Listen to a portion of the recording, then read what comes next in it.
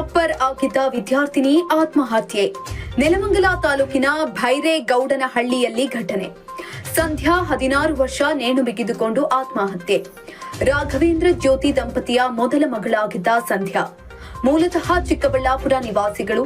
ವಿದ್ಯಾಭ್ಯಾಸಕ್ಕಾಗಿ ರಾಘವೇಂದ್ರ ಅಕ್ಕ ಶೈಲಜಾ ಮನೆಗೆ ಕಳಿಸಿದ್ರು ತಂದೆ. ಮನೆಗೆ ವಾಪಸ್ ಬಂದು ನೋಡಿದಾಗ ಘಟನೆ ಬೆಳಕಿಗೆ ಬಂದಿದೆ. ಡೆತ್ ನೋಟ್ನಲ್ಲಿ ಸಾರಿ ಅಪ್ಪ ಅಂತ ಬರೆದಿರುವ ಬಾಲಕಿ ಸಂಧ್ಯಾ. ಘಟನೆ ಸಂಬಂಧ ಮಾದನಾಯಕನಹಳ್ಳಿ ಪೊಲೀಸರು ಸ್ಥಳಕ್ಕೆ ಭೇಟಿ. ನೆಲಮಂಗಲ ಸರ್ಕಾರಿ ಶವಾಗಾರಕ್ಕೆ ಮೃತದೇಹವನ್ನ ರವಾನೆ ಮಾಡಲಾಗಿದೆ. ಇರ್ಲಿಲ್ಲ ನಮ್ಮ ತಾಯಿನ ESI ಅಡ್ಮಿಟ್ ಮಾಡಿದ್ವಿ. ಅಲ್ಲಿದ್ವಿ ಹಾಸ್ಪಿಟ್ಲಲ್ಲಿ.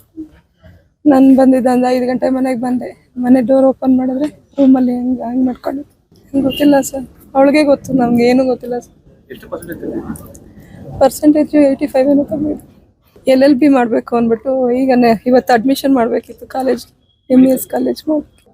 ಡೆತ್ ನೋಟ್ ನಾನು ನೋಡಿಲ್ಲ ಸರ್, ಅವ್ರು ಪೊಲೀಸ್ ಅವ್ರ ಹತ್ರ ಇರಬೇಕು.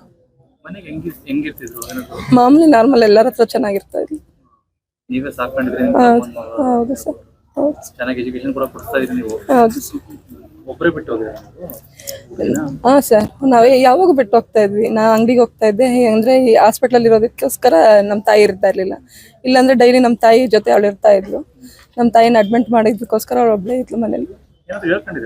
ಇಲ್ಲ ಸರ್, ಏನು ಹೇಳ್ಕೊಟ್ಟು ಏನಂತಾನೆ ಗೊತ್ತಿಲ್ಲ. ನಾವು ಇರಲಿಲ್ಲ, ಹಾಸ್ಪಿಟ್ಲಿಗೆ ಹೋಗಿ ನಮ್ಮ ತಾಯಿಗೆ ಮನೆಗೆ ಬರೋಷ್ಟರಲ್ಲಿ ನಮ್ಮ ಅಕ್ಕ ಬಂದು ನೋಡಿದ್ರು. ಆಮೇಲೆ ಮನೆಗೆ ಬರೋಷ್ಟರಲ್ಲಿ ಈ ಥರ ಡೆತ್ ನೋಟ್ ಏನು ಬರ್ತಿದ್ದಾರೆ, ಏನಿಲ್ಲ ಅಪ್ಪ ಚೆನ್ನಾಗಿದೆ ಅಂತ ಬರ್ತಿದ್ದಾರೆ ಅಷ್ಟೇ. ಬೇರೆ ಚೆನ್ನಾಗಿ ಹೋಗ್ತಾ ಇದ್ರು. ಇವಾಗ 85% ತೆಗ್ದಿದ್ರು. ಅವರು LLB ಮಾಡ್ತೀನಿ ಅಂತ ಹೇಳಿದ್ರು. MES ಕಾಲೇಜಲ್ಲಿ ಕೇಳ್ಕೊಂಬಂದಿದ್ರಿ. ಸೇರಿಸ್ಬೇಕಾಗಿತ್ತು. ಅಷ್ಟರಲ್ಲಿ ಇವತ್ತು ಹೋಗಿ ಅಡ್ಮಿಷನ್ ಮಾಡ್ಬೇಕಾಗಿತ್ತು. ಈ ಥರ ಆಯ್ತು. ತುಂಬಾ ಮುತ್ತಿನ ಮಗಳು ಅಂತ ಕೂಡ ಹೇಳಿದ್ರು. ಮತ್ತೆ ನಿಮ್ಮ ಹತ್ರ ಏನು ಕೇಳ್ತಿರ್ಲಿಲ್ವಂತೆ, ಅಪ್ಪ ಅದು ಕೊಡ್ಸು ಇದು ಕೊಡ್ಸು ಅಂತ? ನಮ್ಮ ಹತ್ರ ಏನು ಕೇಳ್ತಿರ್ಲಿಲ್ಲ. ಅವಳು ಏನೂ ಕೇಳ್ತಾನಿರಲಿಲ್ಲ. ಅವಳು ಆ ಥರ ಸ್ಟೈಲ್ ಮಾಡ್ಕೊಳೋ ಅಂತ ಹುಡುಗಿನೂ ಅಲ್ಲ. ನಾವೇ ಕರ್ಕೊಂಡೋಗಿ 5,000 ರೂಪಾಯಿ ಬಟ್ಟೆ ಕೊಡಿಸ್ತೀನಿ ಅಂದ್ರೆ ನನಗೆ ಬೇಡ, 500 ರೂಪಾಯಿ ಸಾಕು ಅಂತ. ಅದೇನಾಯ್ತು ಅಂತ ಗೊತ್ತಿಲ್ಲ, ಇವಾಗ ಗಂಟ ಗೊತ್ತಿಲ್ಲ. ಈ ಮುಂಚೆ ಏನಾದ್ರು ಹೇಳ್ಕೊಂಡಿದ್ರ? ಏನು ಹೇಳಿ ಮಾತಾಡಿ 3 ದಿವಸ ಮೇಲೆ ಆಗಿತ್ತು.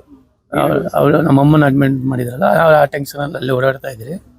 ಅವಳು ಇಲ್ಲಿ ಮನೇಲೇ ಇದ್ಲು, ಅವಳು ಒಬ್ಬಳೇ ಇದ್ಲು. ಸಾಯಂಕಾಲ ಆದರೆ ನಮ್ಮ ಮಾವ ಹೋಗ್ತಾ ಇದ್ರು, ಮನೇಲಿ ಇರ್ತಾ ಇದ್ರು.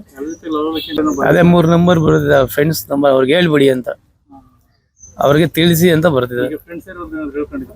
ಫ್ರೆಂಡ್ಸ್ ಯಾರು ಬಂದೇ ಇಲ್ಲ, ನಮಗಿನ್ನೂ ಸಿಕ್ಕಿಲ್ಲ ಯಾರು ಫ್ರೆಂಡ್ಸ್. ಯಾರು ಇಲ್ಲ, ಅವ್ರು ನೋಡಿದ್ರಿ ಫ್ರೆಂಡ್ಸ್ ಬಂದಿದ್ದಾರೆ ನಮ್ಮ ಮನೆಗೆಲ್ಲ ಬರ್ತಾ ಇದ್ರು. ಇವಾಗ ಇಲ್ಲಿ ಯಾರು ಬಂದಿಲ್ಲ.